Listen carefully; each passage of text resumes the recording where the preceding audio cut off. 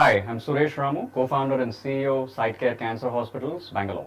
Cytecare is a comprehensive network of organ site-focused cancer hospitals in India. We believe that cancer is not one disease but a multitude of diseases which requires an organ site or dedicated focus for each type of cancer. And you need to ensure that the patient gets the right diagnosis early for an earlier detection as well as a right treatment plan so that we can actually deal with cancer. Cancer is there's a huge burden of disease in India. We have about 1 million cases known and estimated to be about 1.5 to 2 million cases that are expected every year with cancer in India alone. And we believe that you got to deal with cancer early, as I said, in terms of early detection and as well as the right approach to treatment. Now, when I say the right way, and we believe that you have to fight cancer the right way, the main principle of fighting cancer the right way stems from an organ site focus, where you have dedicated teams for each type of cancer, like a head and neck cancer team, a breast cancer team, a GI, uro, ortho, neuro, because each of these cancers are biologically very different. They have different specialists that you need to deal with each of them. And you have different treatment modalities. And now cancer treatment has come a long way over the last 25, 30 years in terms of research and availability of drugs. So again, you need extreme specialization to deal with that cancer. Governance of care is another big thing that we believe very strongly about in Cytecare.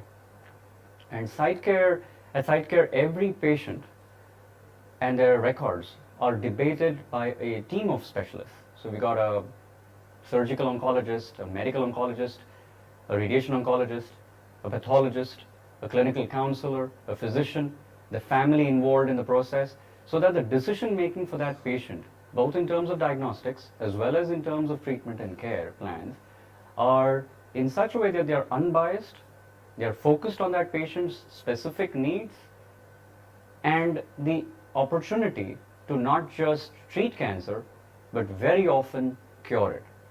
So I think we very strongly believe that governance is a huge aspect of care that we can bring to India that can make a difference to the cancer patients.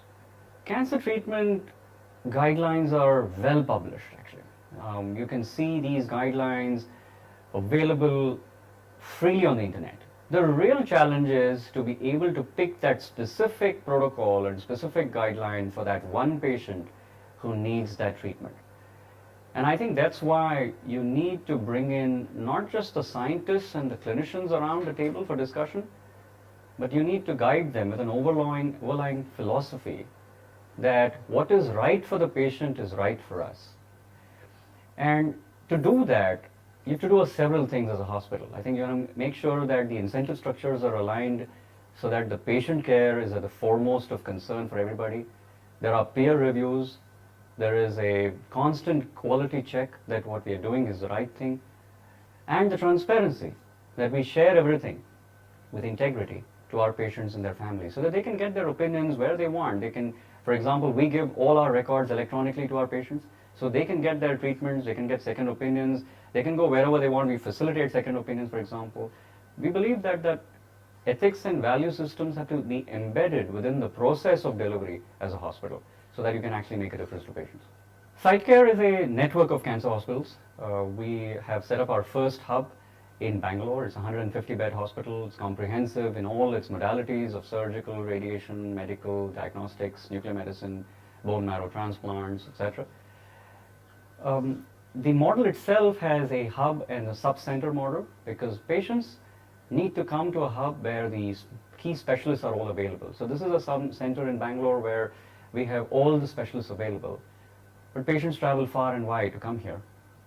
And cancer treatments can be long because cancer is a disease which is called chronic disease. You've got to deal with cancer for a very long period of time. Even if it's cured, patients have to be checked thoroughly for the rest of their life. So we believe in taking care closer to home, where they live, into sub-centers, so that we can provide consultation clinics, diagnostic services, some local medications, surgeries, some level of chemotherapy and radiation therapy that can be delivered closer to home. So that's the model of having a hub and multiple sub-centers. We intend to have 4 to 5 major hubs and a total of about 20 to 25 sub-centers in the next 5 to 6 years. So we have funded ourselves through what is called private capital. There's something unique about Cytecare is the investor profile. Every one of our investors and promoters are people who have been in the healthcare industry. We've been in healthcare research, healthcare delivery for over 2 decades now. And we're here to make a difference in terms of cancer outcomes. So every one of us have been touched by cancer. Our friends and family, we've seen cancer treatment here and abroad, and we see the gap that is existing in India, which has been the key motivation for our investors. And we have raised about $25 million for our first hub and sub-centers.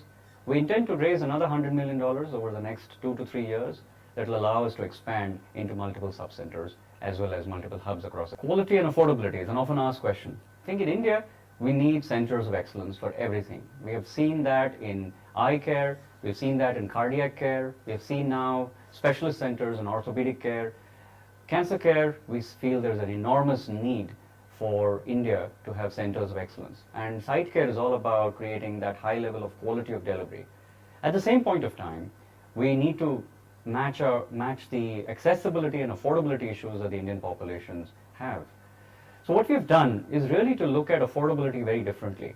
Rather than looking at a transactional cost, which is the cost of one surgery, the cost of one chemotherapy cycle, which anyways is capped. So insurance and market pressures mean that we are priced at the same, or in fact sometimes more affordable than some of the other existing private players in the country.